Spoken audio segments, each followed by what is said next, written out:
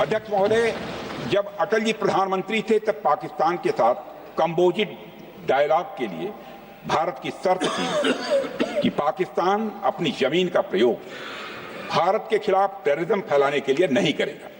एक composite dialogue के लिए भारत की शर्त थी, जिसे पाकिस्तान ने भी मान लिया था उसमें। लेकिन दुर्भाग्य से 2009 में शर्म शेख में तत्कालीन सरकार ने एक बड़ी भूल की, जब कंपोजिट डायलॉग प्रोसेस से पाकिस्तान प्रायोजित आतंकवाद को डीलिंक कर दिया गया। यानी बातचीत जारी रखने के लिए पाकिस्तान द्वारा अपनी जमीन को आतंकवाद के लिए प्रयोग न करने की शर्त को ही डाइल्यूट कर दिया गया। मैं मानता हूं यह भारत की स्ट्रेटेजिक पोजीशनिंग को कमजोर करने वाला एक कदम था।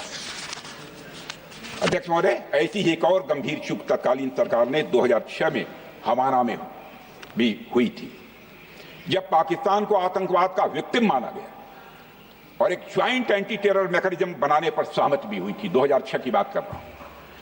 अध्यक्ष महोदय, यह सोचने वाली बात है कि जो देश आतंक को पैदा करता है, उसे पालता है, उस देश को ही आतंक से पीड़ित मान लेना कितना बड़ा स्ट्रेटेजिक ब्लंडर है।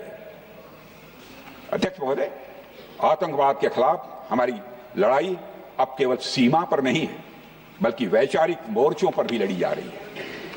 इसी उद्देश्य से प्रधानमंत्री जी कई हाई लेवल डेलीगेशंस का गठन भी उन्होंने किया था, जिसमें हमारे लगभग अधिकांश दलों के सम्मानित सदस्य उसमें शामिल थे।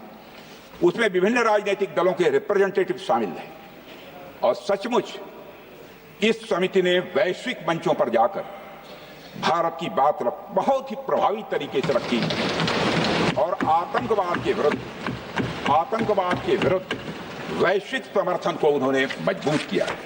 अध्यक्ष महोदय, मैं उन सभी डेलीगेशन के सम्मानित सदस्यों के प्रति शीश झुकाकर आभार व्यक्त करना चाहता हूं, जिन्होंने भारत का आतंकवाद के खिलाफ स्टैंड तथा जीरो टॉलरेंस की पॉलिसी और ऑपरेशन सिंदूर के बारे में दुनिया के देशों को सही तरीके से अवगत कराया, प्रभावी तरीके से अवगत कराया। अध्यक्ष महोदय, ऑपरेशन सिंदूर को लेकर सर्वदलीय बैठक भी हुई।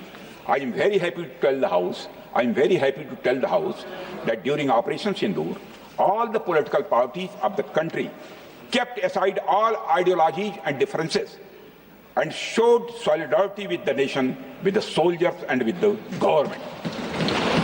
फिर इसके लिए आभार व्यक्त करता हूं। मुझे लगता है यही इस देश के लोकतंत्र की खूबसूरती है।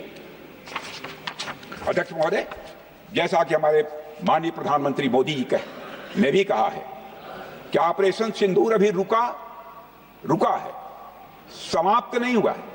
यदि आवश्यकता पड़ी, यदि पाकिस्तान फिर किसी नापाक हरकत की कोशिश करता है, तो हम और भी कठोर और निर्णायक कार्रवाई करने के लिए तैयार हैं।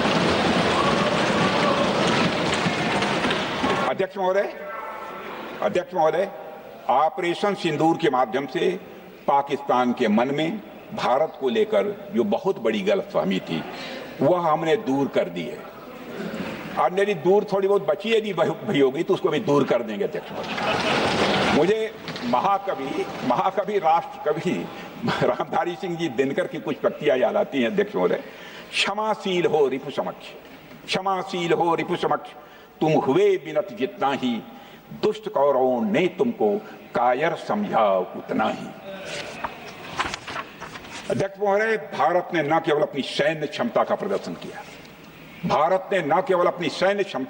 किया, बल्कि अपनी राष्ट्रीय दृढ़ता, नैतिकता और राजनीतिक कुशलता का भी परिचय दिया है।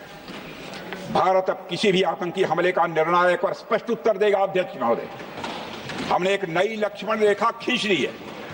अब आतंकवाद को आश्रय और समर्थन देने वालों को कोई शरण नहीं मिलेगी। और अध्यक्ष महोदय, भारत किसी भी तरह के न्यूक्लियर ब्लैकमेलिंग या दबावों के आगे अब झुकने वाला नहीं है।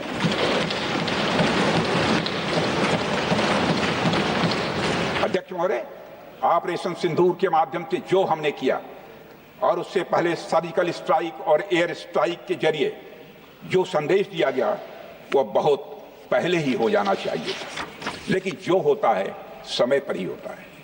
अध्यक्ष महोदय, हमारी सरकार ने आतंकवाद के खिलाफ हमारी जीरो टॉलरेंस की नीति को दुनिया के हर मंच पर पूरी तरह से स्पष्ट कर दिया है और हम उस पर कोई समझौता किसी भी सूरत में नहीं करने वाले हैं।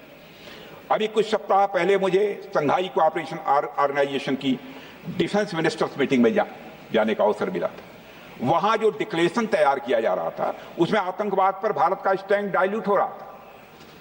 हमने साफ कह दिया कि जब तक आतंकवाद के मुद्दे पर भारत का स्टैंड रखा नहीं जाएगा हम किसी ज्वाइंट स्टेटमेंट पर साइन नहीं करेंगे और इसकी वजह से वहां कोई ज्वाइंट स्टेटमेंट नहीं आया। अध्यक्ष महोदय, इसका परिणाम क्या?